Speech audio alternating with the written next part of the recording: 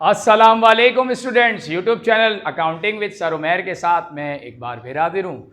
Students, आज मैं आपको फाइनेंशियल स्टेटमेंट जो कि फर्स्ट ईयर कॉमर्स अकाउंटिंग का टॉपिक है, इसका एक और सोल्यूशन करके दिखाऊंगा।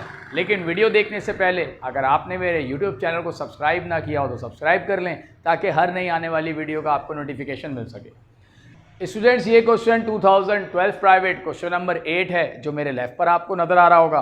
क्वेश्चन रीड करें तो इसमें हमसे कहा जाता है, following is the pre closing trial balance of Ishaq and company for the year ended December 31, 2011। यहाँ पर हमें ट्रायल बैलेंस गिवन है, जिसमें तमाम अकाउंट्स के बैलेंस गिवन है। कैश, अकाउंट रिसीवेबल, पर prepaid insurance, merchandise inventory, office equipment, accounts payable, notes payable, unearned commission, capital Ishaq, drawing Ishaq, sales revenue, sale discount, purchases, carriage in, utility expense, advertising expense, salary expense और rent expense.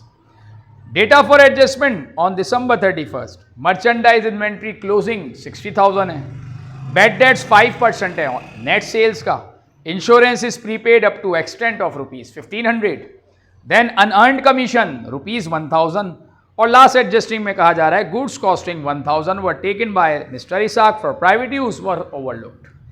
Requirement में कहा जाता है prepare adjusting entry in general and prepare out the cost of goods sold account, और record closing entry in general as on December 31, 2011, और prepare income statement and classified balance sheet. तो यहाँ पर student मैं आपको पहले इनकम स्टेटमेंट और फिर उसकी बैलेंस शीट सिखाऊंगा।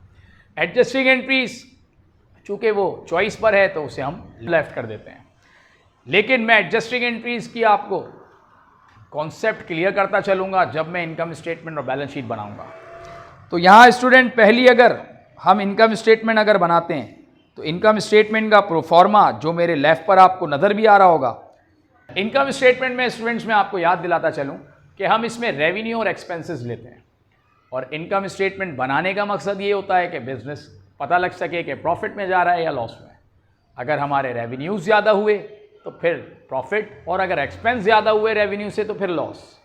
तो मैं यहाँ पर आपको ट्रेडिंग बिजनेस की फिर इनकम स्टेटमेंट एक और सिखा रहा हूँ। मैं आपको यहाँ पर ट्रेडिंग बिजनेस की इनकम स्टेटमेंट सिखा रहा हूँ, जिसका प्रोफॉर्मा मेरे लेफ्ट पर आपको नज़र आ रहा होगा। सेल्स गिवन है हमें 2,62,000, लेस करेंगे इसमें से हम सेल रिटर्न और सेल डिस्काउंट। चूँकि हमें यहाँ पर सेल रिटर्न तो गिवन नहीं है, लेकिन सेल डिस्काउंट गिवन है। जो सेल हुआ माल हमें वापस आ गया 3,000 का, वो माइनस किया और यूँ नेट सेल आ गई हमारे पास 259,000 की। लेस करेंगे अब हम इसमें से कॉस्ट ऑफ गुड्स सोल्ड, और कॉस्ट ऑफ गुड्स सोल्ड क्या होता है? जो हमने सामान बेचा, जो हमने माल बेचा, उसकी जो कॉस्ट है, लागत है, उसे हम कहते हैं cost of goods sold. Inventory beginning जो कि हमें ट्रायल बैलेंस में गिवन है 42,000, परचेजेस जो कि हमें ट्रायल बैलेंस में गिवन थे 120,000, लेकिन एक एडजस्टिंग एंट्री है लास्ट वाली जिसमें हमसे कहा जा रहा है कि merchandise goods costing 1,000 was taken by mister Ishaq for personal use was overlooked. 1,000 रुपये की मर्चेंडाइज निकाली कासिम ने, 1,000 की मर्चेंडाइज निकाली ओनर ने पर्सनल यूज़ के लिए, और उसे रिकॉर्ड नहीं किया। स्टूडेंट, जब भी पर्सनल यूज़ के लिए कोई भी चीज़ निकाली जाए बिजनेस से तो उसे ड्राइंग कहा जाता है। इसका मतलब इसकी अगर हम एंट्री पास करें तो एंट्री बनाएंगे ड्राइंग डेबिट और परचेज क्रेडिट। ड्राइंग जो कि बैलेंस शीट का पार्ट है क्योंकि वो इक्विटी है, जबकि परचेज एक्सपेंस है, तो हम यहाँ पर परचेज का अमाउंट लेंगे। परचेज हमें ट्रायल बैलेंस में 1,20,000 गिवन है, और एडजस्टिंग एंट्री अगर बनाते हैं तो ड्राइंग डेबिट परचेज क्रेडिट जाने का मतलब हो गया कि परचेजेस कम हो गई, मतलब एक्सपेंस कम हो गया। तो हम 1,20,000 जो परचेज है उसमें से 1,000 परचेज को माइनस करने के बाद जो अमाउंट लेंगे वो लेंगे 1,19,000। तो वो परचेजेस हमने ले ली 1,19,000 की। देन कैरेज इन जो कि लाने का किराया लगाया हमने 8,000, वो ऐड किया, और यूँ हमारे पास आ गई नेट परचेजेस 127,000। वैसे तो हम कैरेज इन को ऐड करने के बाद डिलीवर्ड कॉस्ट का नाम देते हैं, और देन उसमें से हम purchase return, purchase discount minus करते हैं तो आता है नेट परचेज। लेकिन यहाँ पर हमें चूँकि परचेज रिटर्न और डिस्काउंट का बैलेंस गिवन नहीं है, purchase return purchase discount given नहीं, तो इसी डिलीवर्ड कॉस्ट को हम नाम देंगे नेट परचेज का।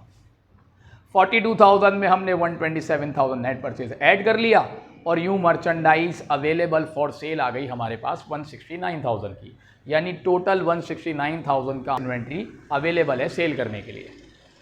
देन लेस करेंगे इसमें से अब हम मर्चेंडाइज इन्वेंट्री एंडिंग, जो कि एडजस्टमेंट में हमें गिवन है 60,000, और ये माइनस करने के बाद हमारे पास आ गया कॉस्ट ऑफ गुड्स सोल्ड, यानी टोटल 169,000 का माल था बेचने के लिए, जिसमें से 60,000 का ईयर एंड पर रह गया, और यूँ जो सेल हुआ वो हुआ 1,09,000 का माल, जिसकी कि कॉस्ट 1,09,000 है।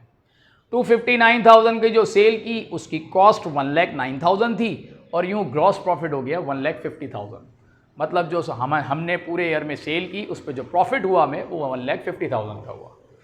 अब हम लेस करेंगे इसमें से ऑपरेटिंग एक्सपेंसेस, जो कि बिजनेस को रन करने के लिए किए जाते हैं, जिसमें हमें ट्रायल बैलेंस में ऑलरेडी यूटिलिटी एक्सपेंस गिवन है 25,000। यूटिलिटी आपको अच्छे तरीके से इल्म है, गैस का बिल, इलेक्ट्रिसिटी का बिल, उसे हम कहते हैं यूटिलिटी, 25,000। एडवर्टाइजिंग एक्सपेंस जो कि ट्रायल बैलेंस में हमें गिवन है 34,000, और उसकी कोई एडजस्टमेंट नहीं, तो हमने 34,000 ले लिया। सैलरी एक्सपेंस ट्रायल बैलेंस में हमें गिवन है 40,000, वो ले लिया हमने 40,000 सैलरी एक्सपेंस। रेंट एक्सपेंस जो कि ट्रायल बैलेंस में हमें गिवन है 45,000, रेंट एक्सपेंस लिया हमने 45,000। देन एडजस्टमेंट जिसमें बेड डेट्स का अमाउंट गिवन है, bad debts 5% of net sales, और नेट सेल्स हमारी स्टूडेंट्स 259,000 है। 259,000 का 5% हमने निकाला जो कि आया 12,950। इससे हमने एडजस्टिंग बनाई bed date expense debit, allowance for bad dates credit. Bed date expense वो हमने ले लिया 12,950, ऑल्दो जो अलाउंस फॉर बेड डेट्स है वो कॉन्ट्रा एसेट है, वो बैलेंस शीट में जाएगा, अकाउंट रिसीवेबल की अमाउंट में से उसे डिडक्ट कर देंगे। देन इंश्योरेंस प्रीपेड 1,500 जो कि थर्ड एडजस्टमेंट में, जबकि ट्रायल बैलेंस में ऊपर प्रीपेड इंश्योरेंस गिवन था 6,000 का। प्रीपेड इंश्योरेंस 6,000 ट्रायल बैलेंस में, एडजस्टमेंट में 1,500। इसका मतलब ये हुआ 4,500 का जो प्रीपेड था अब वो एक्सपेंस में कन्वर्ट हो चुका है। तो हम अगर इसकी एडजस्टिंग एंट्री बनाएं तो एडजस्टमेंट बनाएंगे इंश्योरेंस एक्सपेंस डेबिट 4,500 और prepaid insurance credit 4,500। Prepaid insurance जो कि करंट एसेट है, जो कि बैलेंस शीट का पार्ट है, तो वो हम उसे बैलेंस शीट में रिकॉर्ड करेंगे, और जो 4,000 इंश्योरेंस एक्सपेंस था वो हमने ऑपरेटिंग एक्सपेंस में ले लिया 4,500। और यूँ तमाम ऑपरेटिंग एक्सपेंस का टोटल अगर हम करें तो ये आ गया 161,450। Gross profit 1,50,000, total operating expenses 161,450, और यूँ ऑपरेटिंग लॉस हो गया 11,450 का। कमीशन इनकम जो कि हमें एडजस्टमेंट से हमने लिया, unearned commission second last adjustment में कहा जा रहा है 1,000 का, जबकि ट्रायल बैलेंस में अनअर्न्ड कमीशन है 3,500। इसका मतलब ये हुआ कि जो अनअर्न्ड कमीशन जो कि लाइबिलिटी थी 3,500 की, अब वो अनअर्न्ड कमीशन लाइबिलिटी 1,000 रह गई। इसका मतलब जो 2,500 की अनअर्न्ड लाइबिलिटी है वो अब हमारी इनकम हो चुकी है। तो इसकी हम एडजस्टमेंट बनाएंगे, अनअर्न्ड कमीशन डेबिट 2,500 और कमीशन इनकम क्रेडिट 2,500। तो अनअर्न्ड कमीशन जो कि लाइबिलिटी है वो हम ले जाएंगे बैलेंस शीट में, कमीशन इनकम 2,500 जो कि अदर इनकम है वो हमने ले लिया 2,500, और यूँ नेट लॉस हो गया हमें 8,950 का, ये इसे हमने नाम दिया नेट लॉस। अब हम इसकी बनाएंगे बैलेंस शीट। बैलेंस शीट में स्टूडेंट्स मैं आपको याद दिलाता चलूँ कि हम एसेट्स, लाइबिलिटीज़ और इक्विटीज़ लेते हैं। एसेट्स जो कि लेफ्ट साइड पर, लाइबिलिटीज़ और इक्विटीज़ जो कि राइट साइड पर रिकॉर्ड की जाएंगी। एसेट्स में सबसे पहले स्टूडेंट्स हम लेंगे करंट एसेट्स। कैश जो कि हमें गिवन है 40,000, वो हमने कैश लिया 40,000। Account receivable 50,500। Then allowance for bad debts जो कि एडजस्टमेंट से आया था 12,950। बेड डेट एक्सपेंस तो हमने ऑपरेटिंग एक्सपेंस में लिया, allowance for bad dates Contra asset जो कि हमने रिसीवेबल में से डिडक्ट कर दिया, और यूँ माइनस होने के बाद जो नेट अकाउंट रिसीवेबल आ गया वो 37,550 आया। देन मर्चेंडाइज इन्वेंट्री एंडिंग जो कि हमें एडजस्टमेंट में गिवन थी 60,000 की, वो हमने ली। प्रीपेड इंश्योरेंस जो कि हमें ट्रायल बैलेंस में गिवन था 6,000 का, और एडजस्टमेंट में हमने प्रीपेड इंश्योरेंस को 4,500 से क्रेडिट किया क्योंकि वो एक्सपेंस हो गया था। अब जो हमारा प्रीपेड रह गया बैलेंस वो रह गया 1,500 का। यूँ प्रीपेड इंश्योरेंस जो कि एसेट है वो हमने 1,500 लिए। ये हमारे करंट एसेट्स कंप्लीट हो गए। अब आ जाए फिक्स एसेट्स पर। तो फिक्स एसेट्स में ऑफिस इक्विपमेंट गिवन है हमें 50,000 का, वो हमने ले लिया 50,000। देन अब आएंगे हम करंट लाइबिलिटीज़ पर। तो करंट लाइबिलिटीज़ में स्टूडेंट्स हमें गिवन है अकाउंट्स पेबल, वो लिया हमने 40,000। नोट्स पेबल, ये भी लाइबिलिटी है, करंट लाइबिलिटी 20,000। अनअर्न्ड कमीशन जो कि 3,500 था ट्रायल बैलेंस में, जबकि एडजस्टमेंट में नीचे अनअर्न्ड कमीशन 1,000 है, तो 2,500 जो अनअर्न्ड कमीशन है वो डिक्रीज हो गया, और जो रिमेनिंग अनअर्न्ड कमीशन रह गया वो रह गया 1,000 का। वो हमने अनअर्न्ड कमीशन ले लिया 1,000। ये हमारी लाइबिलिटीज़ कंप्लीट हो गई। लॉन्ग टर्म लाइबिलिटी गिवन नहीं है।